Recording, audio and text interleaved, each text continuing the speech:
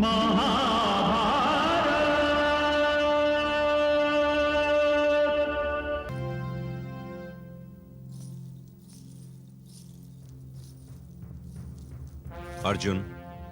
अब मैं इस सेना का नेतृत्व तुम्हें सौंपता हूं। तुम्हारी सहायता और परामर्श के लिए अनुज भीम तुम्हारे साथ जाएंगे। हम सबकी यही मनोकामना है कि ये यज्ञ सारे संसार में विदित हो जाए, और यदि ये भारत देश एक हो जाए तो कितना महान होगा। हमें इस देश से अलगाव और बंटवारे की भावना को सदा सदा के लिए समाप्त करना होगा। अर्जुन, तो अब इस शांति अश्वमेध यज्ञ का श्री गणेश करें। ईश्वर की कृपा और केशव की अनुकंपा तुम्हारे साथ है।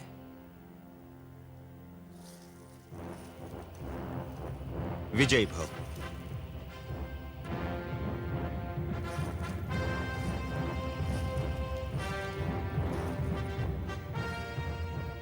आपका आशीर्वाद हमारा पथ प्रदर्शन करेगा। हमें आशीर्वाद दीजिए केशव। आशीर्वाद क्या, मैं तो तुम्हारे साथ हूं। मैं तुमसे दूर कैसे रह सकता हूं पार्थ? तुम आंखें बंद करोगे तो मैं तुम्हारी कल्पना में रहूंगा।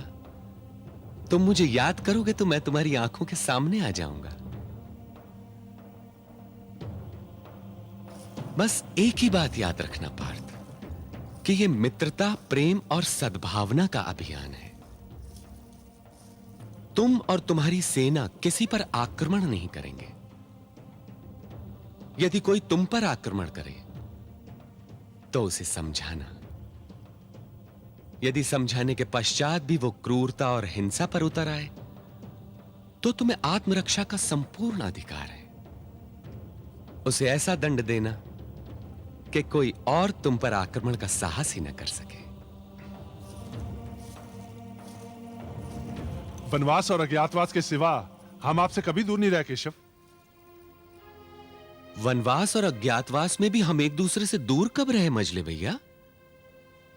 क्या मैं आपके हृदय में नहीं बसा या आप मेरे मन में नहीं समाये?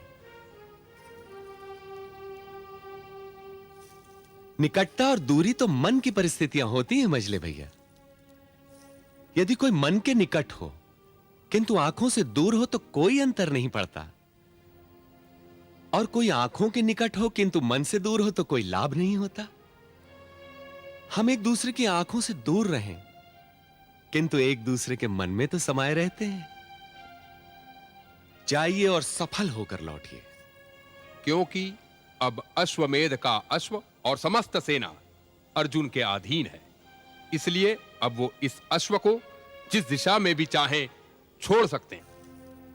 ज्येष्ठ पिताश्री से आशीर्वाद लो। जाओ।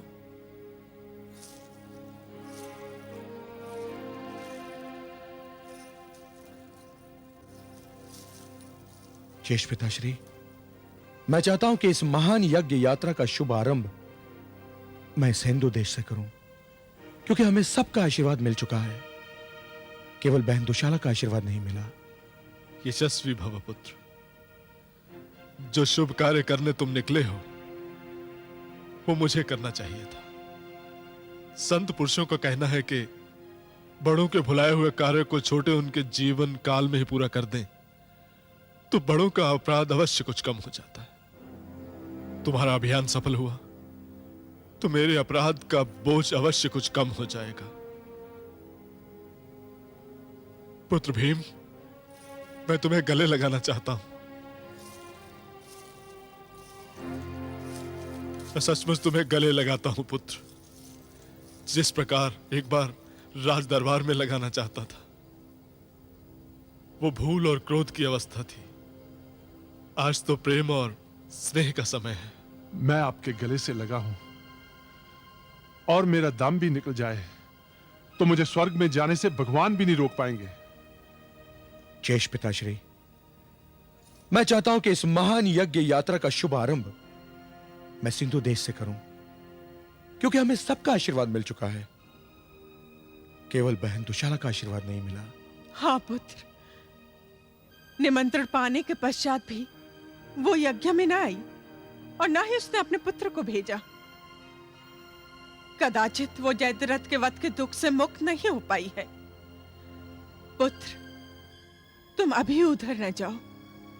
बस कुछ समय बीत जाए, सब ठीक हो जाएगा। बड़ी माँ, सब कुछ तो अपने आप ठीक नहीं हो जाता ना बड़ी माँ, ठीक किया जाता है। और एक भाई को यदि अपनी बहन का आशीर्वाद ना मिले तो कोई भी कार्य शुभ नहीं हो सकता बड़ी माँ। मैं फैली हुई बाहें और भीगे हुए नेत्र लेकर अपनी बहन के घर जाऊंगा। मुझे विश्वास है बड़ी माँ कि वो ये सब देखकर उसके सारे दुख भूल जाएगी। अवश्य जाओ पुत्र, अभी सब घाव हरे हैं। यदि इसी समय उन पर स्नेह लेप न लगाया गया तो वो और गहरे हो जाएंगे। तुम तो महान हो पुत्र। तुम तो यह भी भूल गए कि दुश्शला जयद्रथ की पत्नी है। शेष पिताश्री, दुशाला जयद्रथ की पत्नी विवाह के पश्चात थी। वो मेरी बहन पहले थी, है और सदैव ही रहेगी।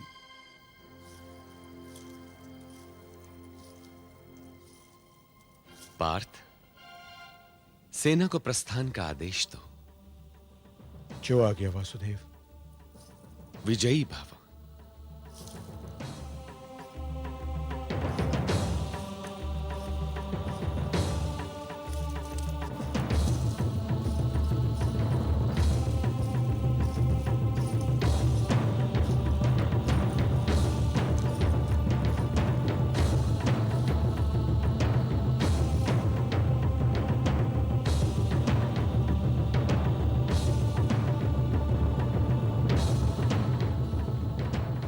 अश्वमेध के यश के लिए ध्वज फहराकर प्रस्थान का संकेत दीजिए ज्येष्ठ पिताश्री।